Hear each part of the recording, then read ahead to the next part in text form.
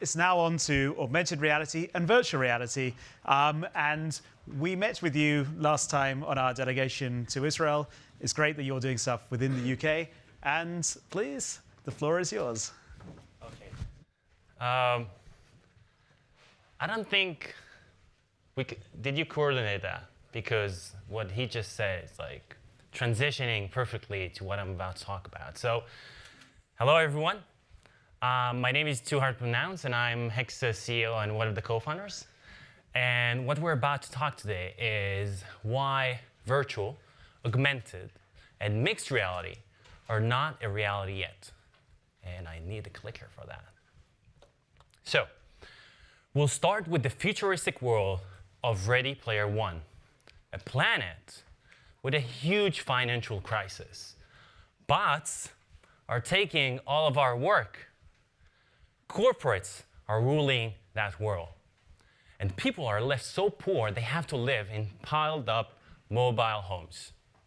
Now, luckily for those people, there is the Oasis, a futuristic 3D free version of our internet. Those people do everything there. They shop, they go to school, they vote, but most importantly, they forget about the shitty life that they have.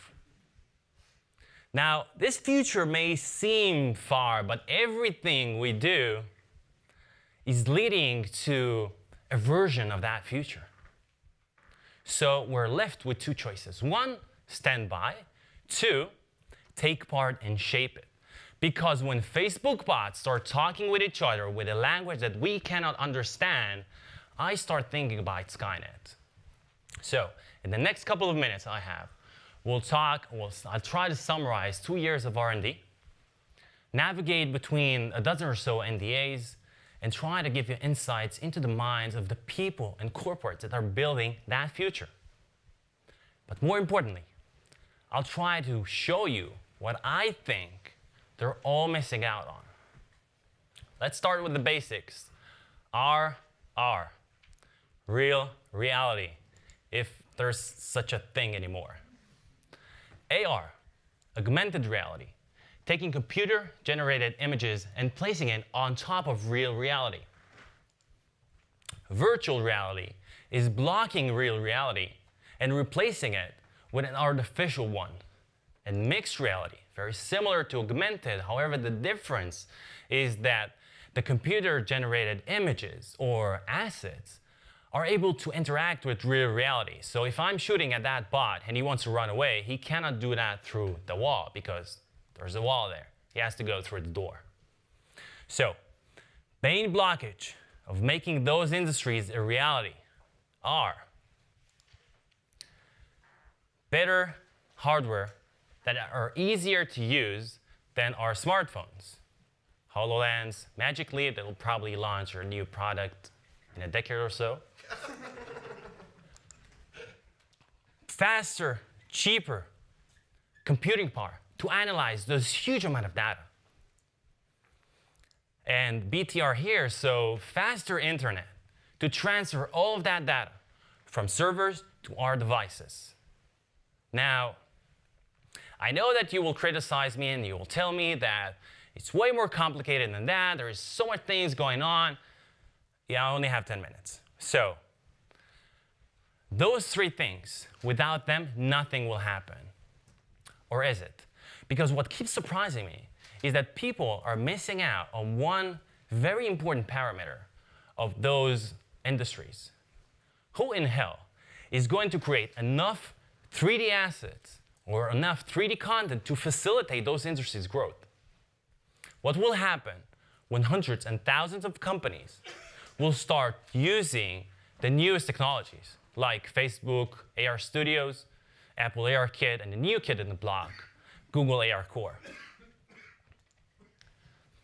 Who will create the future Oasis? Who will virtualize Alibaba's 60 million products and make it compatible with their unique 3D viewer they have been working on for the past 18 months, or compatible with any 3D web platform or offline platform? One thing is for sure. The price per 3D asset is going to see a steep climb during next year. forcing even more AR, VR, MR use cases out of the positive ROI pool. That means that if the value I'm able to create for my customers stays stable, but the content price goes up, my business doesn't make any sense because the premium won't be paid from the customers. Now, there are a lot of ways to automate content creation.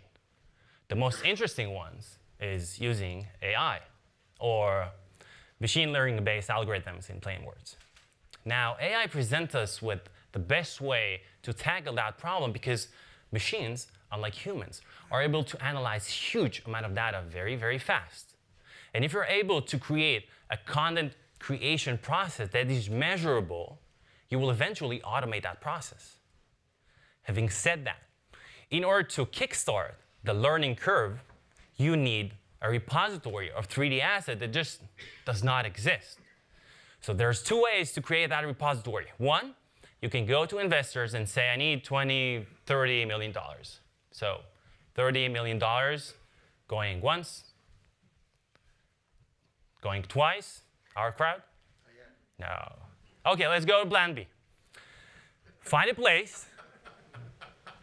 I kind of anticipated that. Find a place where every 3D asset you create is able to generate more value than the cost it took you to create it. And you'll be surprised how many places like that there are. So if I'm able to lower my content creation cost, make content compatible, and make more use cases usable for the same 3D asset, I'm in the positive ROI pool. To sum things up, if you look into current and future technologies and dive into business, real business, not the PR that is often related to those kind of industries, you'll find out that the opportunity that you're looking for lays in the hands of the people that will not only create content, but will also distribute it. The companies that will solve the content creation equation will hold a very large percentage of those industries because in all use cases, content is king. Thank you.